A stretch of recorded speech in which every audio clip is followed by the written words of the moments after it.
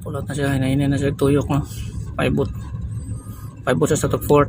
So katong Pinya Francia is starboard siya. Swing to siya starboard.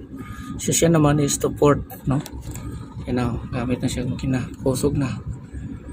Kasi loaded siya mga empty containers.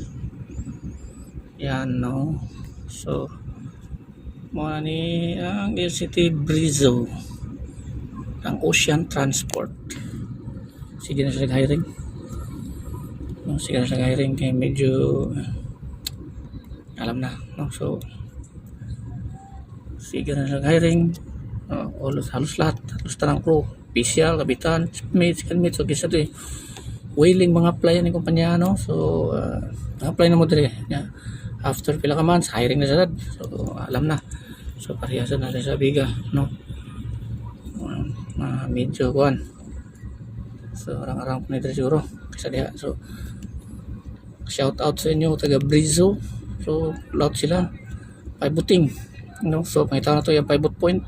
Ang pivot point niya is nadire-dapita sa may kuan midship section. Ang mga nasa mga 5 meters gikan sa may midship part niya no. 5 meters ang yung pivot point na makita nimo sa iyang turning no. So ni shout out sa inyo mga crew sa may forward sa may rampa no. Shout out sa inyo sa mga rampa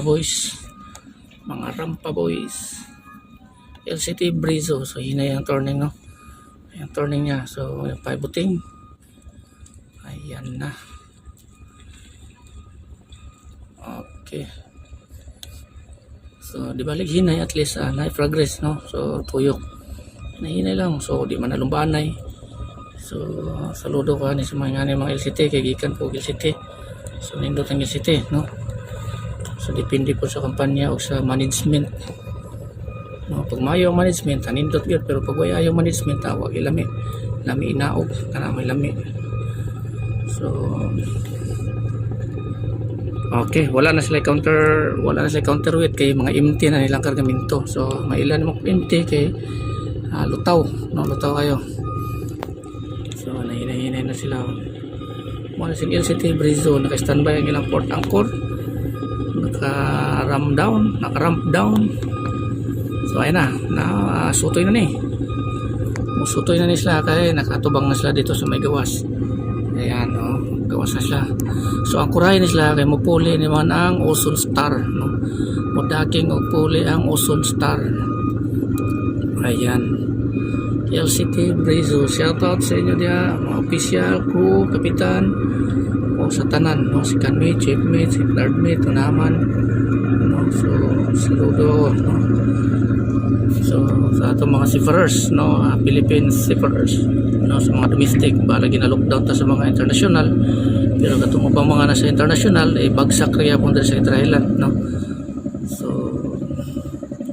shout out sa inyo diha no. So kini siyang kumpanya ha. Pag YC kuno ka, ang sweldo din sa YC is 30. Pag master mariner kuno ka is 40. So nag-hiring lang sa Facebook is ang sabot nito is negotiable. So pag negotiable gani hiring hinang UI na siya. So mao kuno na nato naka-istorya na ako sa una no, kapitan sa isa ka unit nila no. Pag master mariner 40, pag YC is 30. So kinsa tiwiling dia. So maro trabaho aon ta no.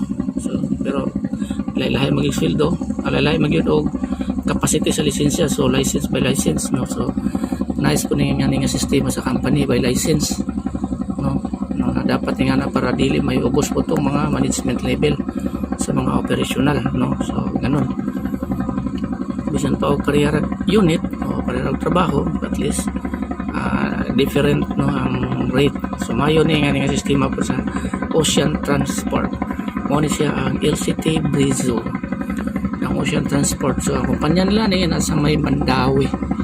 Kung gusto man ninyo na ma-contact nila sa Facebook Ocean kanang Ugli at na Ugli na Ocean basta ayan na tawag niyan Ugli Ocean Transport basta gano'n. Sige na siya hiring diyan no.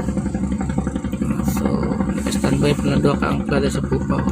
Bitay. So nice, no? LCT Brizo.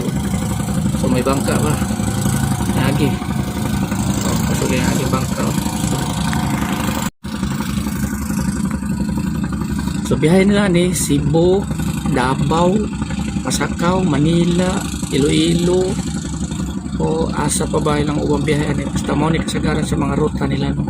Dito sa Manila, dito ni sa may Bitas, Tondo, Manila. Dito ni sila sa may Tapat o dapit sa may Asian Shipping. So kung isa tiwiling na makabibiyay Manila sa Kaimani, kay perminin na ni Manila sila. So tapos dire sa may Pasakaw, no, loading na sila sa mga container, mga karga lani. So mo ni LCT Brizo na Ocean Transport.